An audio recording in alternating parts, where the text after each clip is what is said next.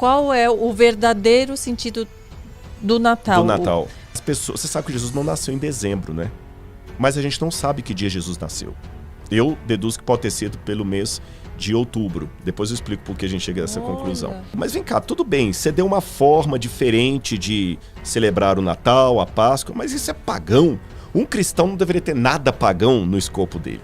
Agora, ele ainda não perguntou, mas o que o Papai Noel tem a ver com isso? Aí você eu pode já estou esperando essa pergunta. Você pode explicar para ele o seguinte: quando o comércio chegou, o comércio pegou e desenhou um velhinho de barba e passou a chamá-lo de São Nicolau. E outros chamaram de Papai Noel, o papai do nascimento.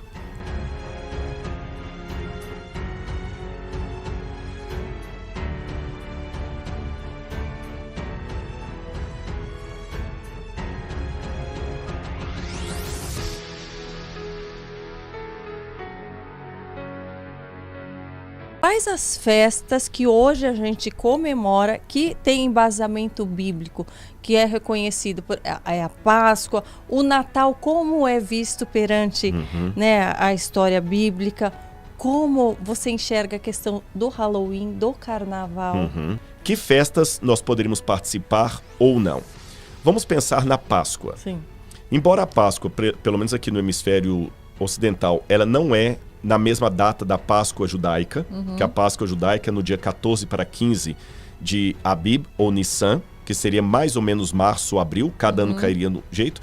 A nossa Páscoa acaba ficando no segundo domingo do equinócio primaveril do hemisfério norte, que cai sempre todo domingo, Bom, a Bíblia não me manda guardar a Páscoa no Novo Testamento. Cristo é a minha Páscoa.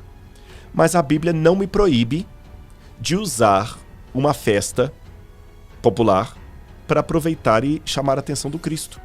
Então, já que na Páscoa as pessoas estão, ainda que comprem ovos e coelho, celebrando algo, de certa forma, aqui e acolá, sai a ideia da ressurreição de Jesus, então por que eu não fazer do coco uma cocada? Assim como a gente faz com novela.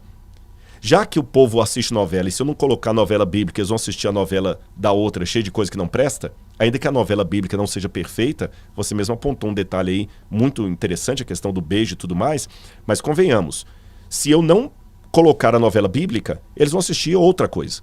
Então, vamos pelo menos com a novela bíblica ali, para poder atrair eles para a Bíblia, vamos aproveitar, como os valdenses, que chegavam assim e sabiam que era proibido de pregar a Bíblia, eles chegavam para as pessoas e falavam o seguinte: olha, eu sou comerciante. Você é comerciante?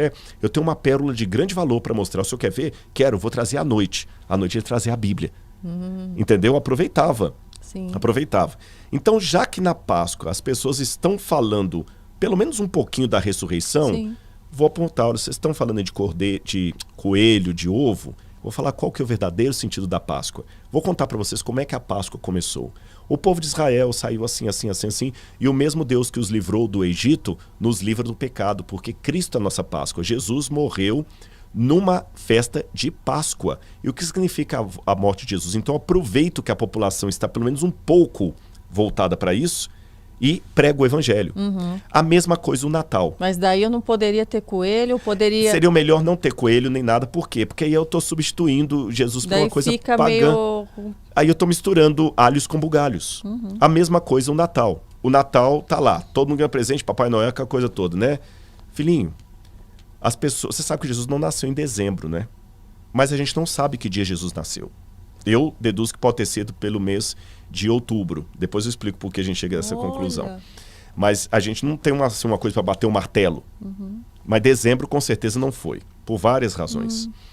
Mas, filhinho, Jesus não nasceu em dezembro. Mas como a gente não sabe o dia exato que Jesus nasceu e todo mundo colocou simbolicamente o Natal, o nascimento de Jesus nesse dia, então vamos fazer uma coisa? Vamos mostrar para o mundo qual que é a verdadeira forma de agradar a Jesus? Mamãe, como?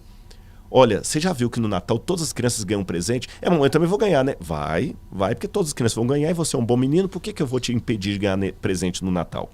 Só que nós vamos dedicar um presente para Jesus e não para Papai Noel. E como é que eu dedico, mamãe? Todo presente que você ganhar, você vai ter que escolher um dos seus brinquedos para a gente levar para uma criança pobre que mora aqui perto. Você que vai escolher. Eu já sugeri isso para alguns pais, Karine, e deu muito certo. Eles e a falam que as explicação crianças... do Papai Noel em si? Porque meu filho, por exemplo, ele já sabe qual é o verdadeiro sentido do Natal. Do Natal. Sim. Mas da figura do Papai Noel. Ainda, não, do Papai Noel não. Não, que você falou...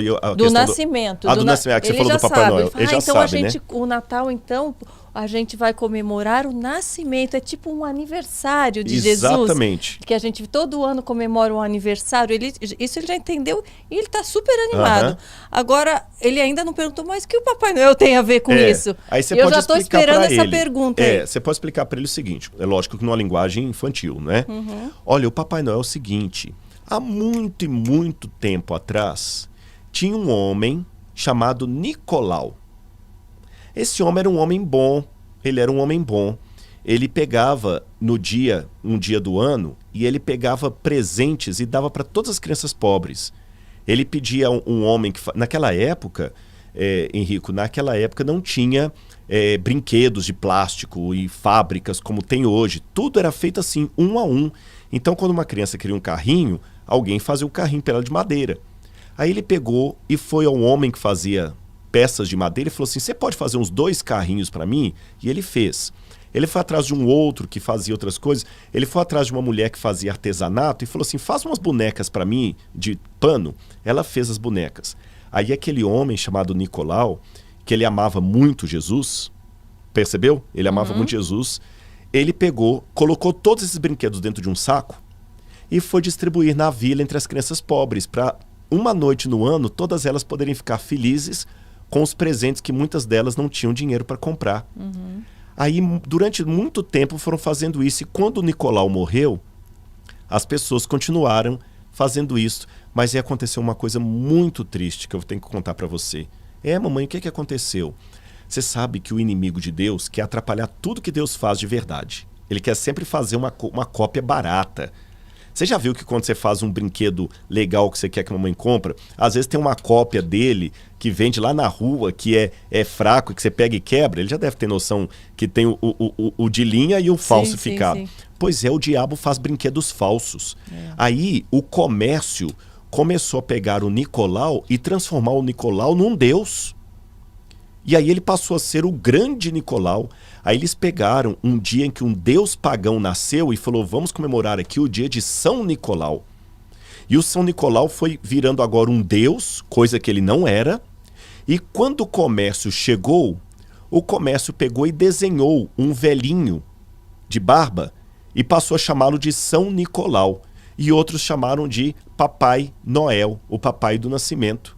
Veja bem, Henrico, que coisa triste, uma história que começou bem e como é que o inimigo foi distorcendo. Agora, o que a gente pode fazer hoje para retomar aquele espírito do Nicolau lá atrás? A gente pode comemorar o aniversário de Jesus. Como a gente não sabe que dia é o aniversário de Jesus, a gente comemora no dia de todo mundo, aí no dia 25 de dezembro. Agora, como é que a gente pode homenagear Jesus, dando presente para Jesus no dia do aniversário dele? Fazendo o que Nicolau fez. Então vamos fazer o seguinte, o que você quer ganhar no dia do aniversário de Jesus? Aí eu quero ganhar uma bicicleta. Então tá bom. Olha, você vai ficar feliz com a bicicleta, não vai? Vai. Você é um bom menino, você merece a bicicleta. Agora, quanto você acha que vale uma bicicleta? Ah, tanto, mamãe. A sua alegria é tanto? Então, tem crianças que não têm uma bicicleta como você. Eles não têm nem mamãe nem papai. Será que a gente não pode homenagear Jesus através dessas crianças? Então, tudo que mamãe te der, você vai tirar alguma coisa para dar de presente para Jesus. E é interessante, ele ganha e dá. E todas as casas que eu já contei essa história, nesse caso não é indicado nem ter as imagenzinhas de Papai Noel, eu sugeriria fazer foto que não. com Papai eu Noel. sugeriria que não. Eu sugeriria que não. Porque senão a cabeça da criança vai ficar confusa. Porque se você explicou para ele que aquilo é um erro, e ele vai tirar foto com aquilo, ele vai falar, mas isso é um erro, por que eu tô tirando foto? E criança não tem trava. Ele vai falar assim, a mamãe falou que isso é errado. Você tá entendendo? Então, eu acho assim, tem que mostrar para ele por que ele não tá tirando foto com o Papai Noel, de uma maneira que ele entenda, mas também colocando uma delicadeza para que não demonize outras crianças, a ponto de ele ficar o insuportável na sala de aula. Lembra o exemplo que eu dei da Páscoa? Ao invés de demonizar o coelhinho e o ovo, Eu como ovo com ele e conto a verdadeira história. Eu acho que a gente ganha muito mais os jovens e as crianças e as pessoas enaltecendo a verdade do que apontando somente o erro. Há evangelistas que querem pregar a palavra de Deus só apontando os erros, os escândalos. Você entendeu? O erro. Você pode olhar que Jesus, no escopo dele, embora ele também denunciasse os desmandos e tudo mais, na maior parte da mensagem de Jesus, Jesus pregava enaltecendo a verdade. Conhecereis a verdade e a verdade vos libertará. Jesus falava pouco do diabo. E tem gente que fala mais do diabo do que tudo. O diabo quase não aparece nas cenas de Jesus, poucas vezes quando tinha alguém endemoniado ou quando ele estava no deserto. Jesus falava do Pai. Jesus falava do Pai. Ao invés dele apontar para a mulher adúltera o adultério, ele apontou para ela o perdão. Ao invés de apontar para os fariseus o erro deles, ele apontava o amor. Então vamos enaltecer a verdade. Então ensina para a criança a verdade. Ele mesmo não vai querer tirar foto com o Papai Noel. Ele mesmo vai chegar a essa conclusão. Ah, mamãe, se é assim, então eu não quero tirar foto com o Papai Noel, não. Não precisa nem de você falar, você não vai tirar. E assim vai construindo as coisas. Agora eu sei que alguém pode estar fazendo uma perguntinha em casa que eu até pensei que você ia fazer. Qual? Rodrigo, mas vem cá, tudo bem, você deu uma forma diferente de celebrar o Natal, a Páscoa, mas isso é pagão. Um cristão não deveria ter nada pagão no escopo dele. Se a gente levar isso a fogo e ferro, Karina, a gente vai ter um problema muito sério. Sabe por quê? Por exemplo, os meses do ano são de origem pagã. Março é em homenagem a Marte, o deus da guerra. Tanto é que você fala corte marcial. Março é o nome de um deus pagão. Julho é um nome também de um deus pagão. Quando Júlio César foi divinizado, colocaram o nome de Júlio. E Augusto também é a divinização do imperador Augusto César. Então Augusto também foi divinizado. Augusto foi o primeiro imperador romano, porque César não chegou a ser imperador. Quando você fala janeiro, janeiro vem do Januarius, em latim, que é em homenagem ao deus Janus, o deus das portas. Fevereiro é o pior dele, é em homenagem ao deus dos infernos. Por isso que fevereiro vem da mesma raiz da palavra ferver, febre e tudo mais. Então, abandonar uma coisa simplesmente porque ela tem origem pagã cria uma situação que não é sóbria, é esquisita. Eu também não posso celebrar aniversário, porque aniversário também tem uma origem pagã. Eu não posso celebrar, eu não posso chamar o janeiro de janeiro, porque eu estou evocando o nome de uma divindade pagã, e muitos de nós vamos ter que mudar os nossos nomes. Se tiver alguém nos assistindo que se chama Márcia, ela vai ter que pedir no cartório para mudar o nome dela, porque Márcia é o nome de um deus pagão. Você entendeu? Se alguém se chama Diana, também vai ter que mudar o nome, porque Diana dos Efésios era uma deusa, a deusa da caça e das mulheres de parto, do parto lá. Então vamos mudar o nome de todo mundo. Então a gente não pode... Quem fala em espanhol ou inglês, chama até hoje o sábado de Saturday, dia de Saturno. Tudo é pagão. Tem um monte de coisa pagã que a gente usa. Você tá entendendo? Até cosméticos. Você tá usando cosméticos aí. Cosmético vem de cosmos, mundo, né? Coisa mundana. Então, quer dizer, eu acho que a gente tem que tomar cuidado. Jesus pediu para eu ser diferente, não para eu ser esquisito. Quando eu digo ser diferente, tomar cuidado e equilíbrio, não é no sentido de passar panos em trazer mundanismo para a igreja, mas ter bom senso.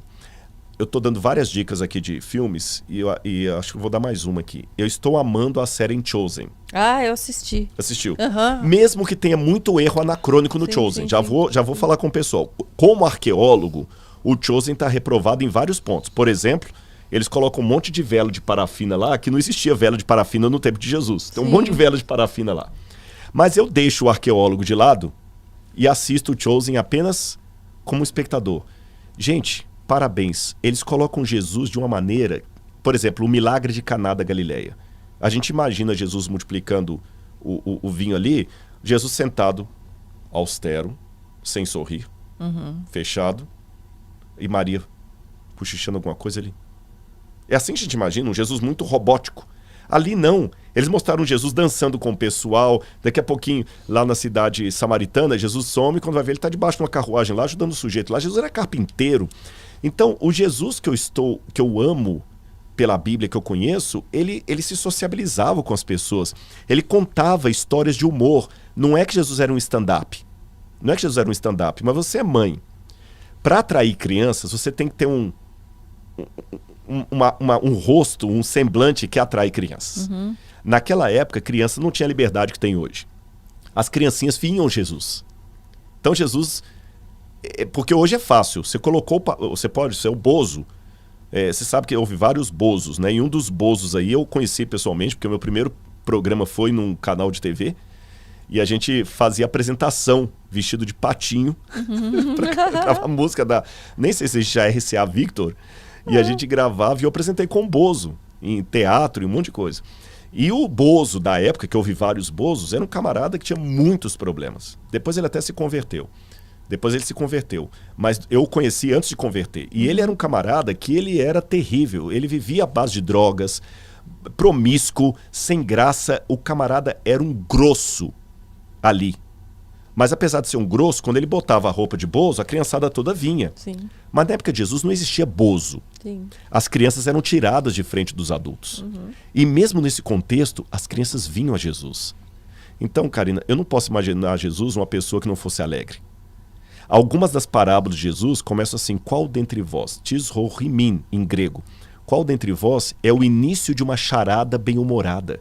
Quando Jesus falava o seguinte: é mais fácil passar um camelo no fundo de uma agulha, isso era engraçado para o humor da época. Repito, Jesus não era um stand-up, um comediante barato, mas ele atraía as pessoas com um sorriso, sabe? É como eu falei, Jesus pede para eu ser diferente, não para eu ser esquisito.